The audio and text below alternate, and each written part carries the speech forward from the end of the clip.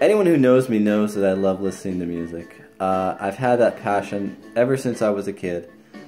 I used to listen to the records, I'd watch the records spin, I would look at the cover art. It was something I always loved to do. I look a lot, or I'm a lot older than I look. So, when I was about 12 years old, my brother was about 16, and he was like a really cool dude. Just, you know, like that 90s grunge kind of cool guy that everybody likes.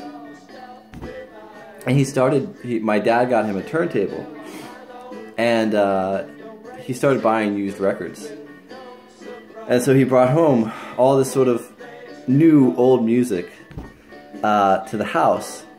And prior to that, I was listening to a lot of oldies like the Beach Boys and the Beatles and sort of the more popish kind of things. All of a sudden, he was bringing home Jimi Hendrix, he was bringing home Janis Joplin, he was bringing home the Grateful Dead. And I'd never heard these groups before, and they sounded very different than what was on the oldie station, because at that time, I don't think we had a classic rock station. You know, it was just oldies. And so he brought home this record one day, and it was a black cover with these 4 guys that were kind of looking up, and it was very dark. It's hard to see their faces. And in green it says The Doors. And I go, wow, this is really, I didn't know what to make of it. And I put on the record for the first time, vinyl record. And all of a sudden my mind was totally blown, because it was from the same era of the Beatles, but they sounded so different. It was just dark. And it was sad and it was depressing, but it kind of fit in with exactly what was happening in my life at the time, because it was very chaotic, you know. My brother was having issues, and we were just kind of unraveling as a family. So it set as the soundtrack to sort of this chaotic environment that I was in. And now, you know, I was 12 going on 13, so that's a really sort of crazy age, I think. But the Doors had this incredibly, just this huge effect on me as a young man. Just Jim Morrison's voice and his poems, and there was just something about him. And the music was ahead of its time. Again, it didn't sound like something from 1967. I can't pinpoint what it sounds like, but it has its own unique sound. And I just remember, I think my brother had some CDs or something. He had a CD version of their first record. And I just listened to it and listened to it and listened to it. I had one of those little like portable Discmans, and I'd put my headphones on the school bus, and I would listen to the Doors like every day, every school ride, and it just sort of set the tone for the rest of the day. Where I don't know, I just felt very angsty. I felt very I don't know, I was a depressed kid, and the Doors were the soundtrack to that depression, and it's not a bad thing. It's sort of just helped me deal and cope with everything else that was going on. And then it was the soundtrack to a lot of other things. There's sort of a sad story, but I remember that one day my brother was having trouble with my parents. He had issues with drugs, and he was running away. And I was watching like a My So-Called Life marathon. I don't know why I remember that, but it was this thing on MTV.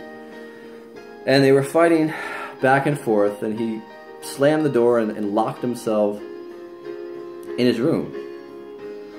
And, you know, somebody was banging on the door, you know, wanting him to open the door. And when they finally opened the door, he was gone. Like, the window was open and he was somewhere. But the LP of this Doors album was still playing, and it was a whiskey bar. I'll never forget that. It was like something from a movie. It was like the window was blowing, you know, like the curtains were blowing with the window open with this music playing, and every time I hear that song, I think of that moment. And yeah, it's a sad moment, but that's what music does. Music takes you right back to where you were when you heard that song. And then I remember another memory with my brother.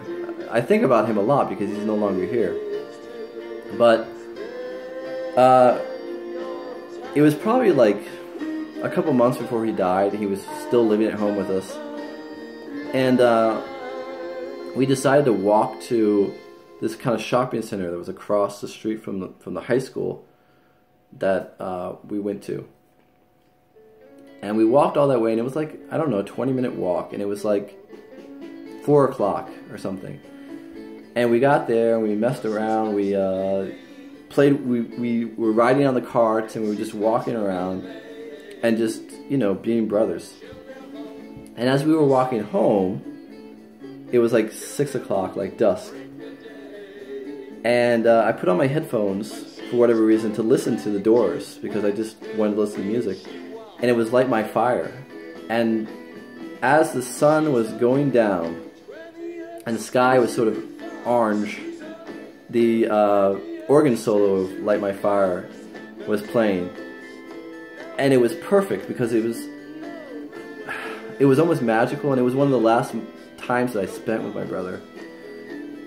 And again, whenever I hear that song, I think of that moment and how impactful the music of the Doors has had on me that period of my life between 12 and 14, because